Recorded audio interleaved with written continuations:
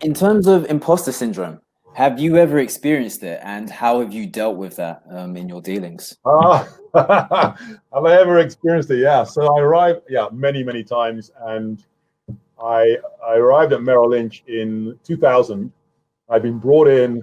I worked at NatWest Capital Markets. So I was quite an experienced investment banker at this point, but I was really quite niche in my area. And arrived at Merrill Lynch. And anyway, I got pulled into this conversation with, all the great and the good were in the room. There were like 10 people, and they brought me in. And I was supposed to be the guy who knew about, I can't remember what it was. It was something I was supposed to know about. And I knew literally nothing about this subject.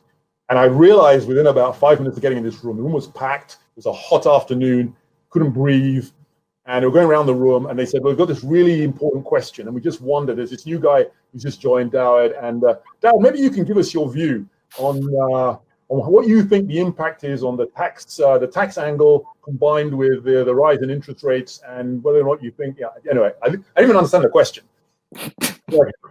Like everyone's looking at me. I literally just beat a sweat down the back. And I'd been in the job for like 2 weeks. I was like, oh, I'm in so much trouble here. Anyway, I had no clue. It was obvious I had no clue. I said something or other. I went hot and cold. I left the room. I was almost sort of resigning and going back to my old job and going back. It was a disaster. But the fact is, look, eventually you find your feet. Eventually you know what you're good at. Eventually, they asked me the wrong question. It would be like asking me a question about, veterinary science. I mean, it was the wrong guy to ask. But I did know my stuff on some other stuff. And you have to become very, very good at your stuff. Whatever your thing is, you need to know it.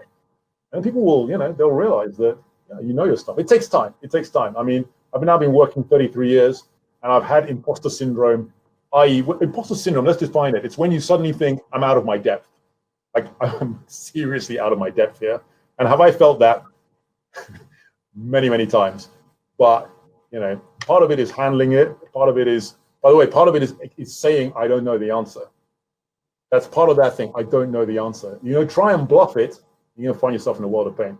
But don't bluff it. Say you don't know the answer. If you should know it, go find it. Come back. Be better next time. Come into the room with that insight. Know it. It's like Tommy Luba was saying yesterday. Come with some insight. Come with stuff. Bring it into bring it. People will know. This person knows what they're talking about.